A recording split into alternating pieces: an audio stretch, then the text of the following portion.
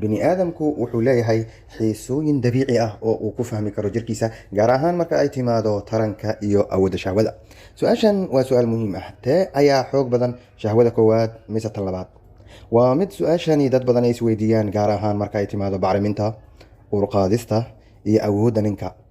Marka ugu horeysa ee uu ninku soo daayo shahwo, waxaa jira tiro badan oo isbeem ah oo leh dhaqaaq xoogan, sababtoo ah muddo ayay shahwadaasi ku urursanayd xiniinyaha iyo epididymiska. Isbeemkan ama shahwadan koowaad waa mid cusub oo xoog badan, laakiin sidoo kale waxaa ku jiri kara qaar duqoobay oo sugaya sii dayn muddo dheer. Macnaha shahwada koowaad way cusub tahay, way xoog badan tahay, laakiin mararka qaar waxaa ku jiri kara shahwada waxyaaba duqoobay ama qayb duqowday oo sugaysayba in meesha laga saaro. Marka la eego marka shahwada labaad ee ka dambaysa shahwada koowaad dhowr daqiiqo ama dhowr saac kadib, tirada isbeemka way yaraataa, balse isbeemka soo baxa waa kuwo aad u firfircoon oo cusub. Qaar ka mid ah daraasadaha caafimaadka waxay muujinayaan in shahwada labaad mararka qaar ay leedahay motility ama dhaqaaq fiican marka loo eego shahwada koowaad, inkastoo tirada isbeemka ay yar tahay midda koowaad ay ka yar tahay. Macnaha haddii laga hadlo dhaqdhaqaaqa ama socodka shahwada, waxaa fiican midda labaad. Marka laga hadlayo tiro, waxaa fiican midda koowaad. Marka labadaa la isku geeyo, waxaa kuu soo baxaya wax weyn.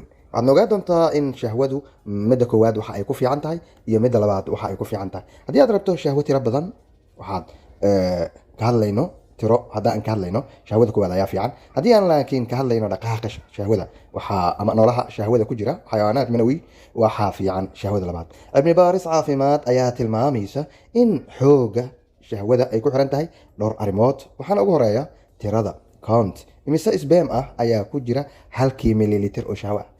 Sidoo kale waxay ku xiran tahay dhaqaaqa motility, intee leeg ayay shahwadu ama isbeemku u dhaqaaqaa si ay u gaaraan ugxaanta. dhaqaaqa waa qodob labaad oo muhiim ah. Tirada ayaan ka hadalnay marka koowaad, marka labaadna dhaqaaqa, marka saddexaadna waa morphology, qaabka intee in la eg ah ayay isbeemyadu yihiin kuwo si sax ah u samaysan. Madaxooda, tailkooda, dabadooda si caadi ah kuwo u samaysan ma yihiin, mase muuqaal ahaan, qaab ahaan, morphology-ga waxbaa ka qaldan. Sidoo kale waxyaabaha muhiimka ah ee la isweydiinayo waxaa kamid ah da'da shahwada. Haddii ay muddo dheer ku jirtay xiniinyaha, tayadeedu way yar tahay. Haddii ay muddo gaaban ku jirtana, tayadeedu way fiican tahay.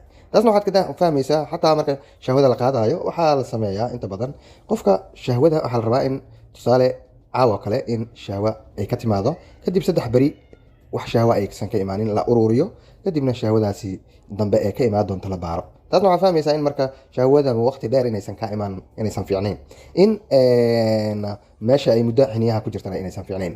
sidaa darteed su-aasha jawaabteeda ah keebaa xoog badan, shahwada koowaad iyo midda labaad, waxay ku kala xiran tahay sidaan kuu sheegay. tirada haddaa rabto midda koowaad ayaa fiican, haddii aad rabto marka dhaqaaq fiicanna midda labaad ayaa fiican.